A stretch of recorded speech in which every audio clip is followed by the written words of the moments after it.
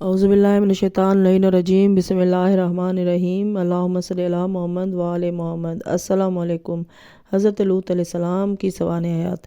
حضرت لوط علیہ السلام خلیل خدا حضرت ابراہیم علیہ السلام کے برادر زادے اور ماں کی طرف سے خالہ زاد بھائی تھے۔ آپ کا نسب نامہ والد کی طرف سے یہ تھا: لوط بن ہاران ابن طارق ابن ناہور بن راغو بن عابر ابن شالق ابن ارفخشد ابن سام بن نوح علیہ السلام۔ آپ کی والدہ ورقہ تھی جو حضرت ابراہیم علیہ السلام کی والدہ تونا کی بہن تھی۔ حضرت ابراہیم علیہ السلام کی زوجہ جناب سارہ کی ماں تھی۔ ورقہ اور تونا یہ دونوں بہنیں ایک غیر معروف نبی کی بیٹیاں تھیں جن کا نام لاہج تھا۔ حضرت لوط علیہ السلام کے نسب نامہ میں لوط بن لاہج لکھا ہے۔ نیز حضرت لوط علیہ السلام حضرت ابراہیم علیہ السلام کے چچا زاد بھائی ہے۔ لفظ لوط لات سے ماخوذ ہے جس کے معنی شدت محبت کے ہیں۔ چونکہ ان کی محبت حضرت ابراہیم علیہ السلام کے دل میں ابراہیم علیہ السلام کی محبت حضرت لوط علیہ السلام کے دل میں پیوست تھی، اس لیے ان کا نام لوط قرار پایا گیا۔ مورخین کا بیان ہے کہ حضرت لوط علیہ السلام سبز رنگ کے تھے۔ ان کا قد میانہ، بدن چھریرا تھا، پاؤں کی پنڈلیاں، ہاتھ کی کلائیاں قدرے لمبی تھیں۔ آپ کی آنکھیں سیاہ اور بڑی تھیں۔ آپ کا روحانی حلیہ یہ تھا کہ آپ نہایت عابد سخی تھے، بے مثل مہمان نواز تھے۔ آپ کے مزاج میں بے انتہا تحمل تھا۔ آپ کا پیشہ زراعت تھا۔ آپ شریعت حضرت ابراہیم علیہ السلام پر عمل کرتے تھے۔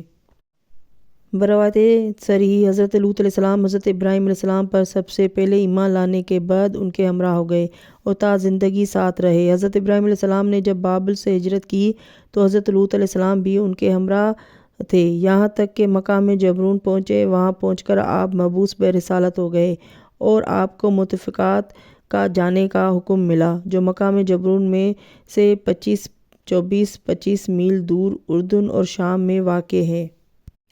متفقات جنہیں شامات بھی کہتے ہیں، بروایت ناسخ تواریخ انہیں مکذبات سے بھی تعبیر کیا جاتا ہے۔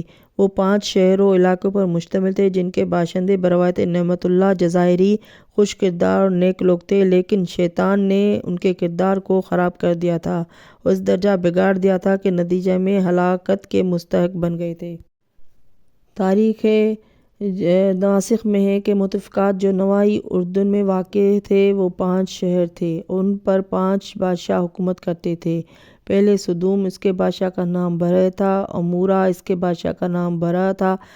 ادماد، اس کے بادشاہ کا نام سناب تھا۔ سبویم، اس کے بادشاہ کا نام سمبیر تھا۔ بلع، اس کو سگر بھی کہتے تھے۔ حضرت لوط علیہ السلام حضرت خلیل الرحمن سے رخصت ہو کر بمقام سدوم پہنچے۔ وہاں پہنچ کر آپ نے انہی میں سے کسی ایک عورت سے شادی کر لی جس کا نام بروایت امام سلبی وائلہ تھا۔ حضرت لوط علیہ السلام انہی میں رہتے اور تبلیغ فرماتے تھے۔ ابھی آپ کو تھوڑا ہی عرصہ گزرا تھا کہ اہل متفقات قبائلی علاقوں میں جنگ چھڑ گئی۔ قبائلیوں کی قیادت اعلام اور سدیال وغیرہ کر رہے تھے۔ یہ جنگ بمقام سدیم واقع ہوئی جو سدوم کا بالائی حصہ تھا۔ خوب غمسان کی جنگ ہوئی۔ بالآخر اہل متفقات بروایت ناسخ تواریخ شکست کھا گئے جس کے نتیجے میں قتل و غارت کے بعد گرفتاریاں بھی ہوئیں۔ گرفتار ہونے والوں میں حضرت لوط علیہ السلام بھی تھے۔ حضرت ابراہیم علیہ السلام کو جب علم ہوا تو انہوں نے آ کر ان کو رہا کرایا اور واپس چلے گئے۔ تباہی کے بعد اہل متفقات کو سدھر جانا چاہیے تھا لیکن وہ بدستور اپنی بدکرداری پر مصر رہے۔ حضرت لوط علیہ السلام برابر تبلیغ فرماتے رہے یہاں تک کہ مدت تبلیغ 30 سال کی ہو گئی اور بروایت ناسخ تواریخ صرف 14 افراد ایمان لائے، وہ بھی آپ کے لڑکیاں اور داماد تھے۔ بیوی بدستور کافرہ کی کافرہ ہی رہی۔ اللہم صلی علی محمد وآل محمد۔ ناظرین، میری ویڈیو اچھی لگے تو لائک اور سبسکرائب کر لیں۔ اگلی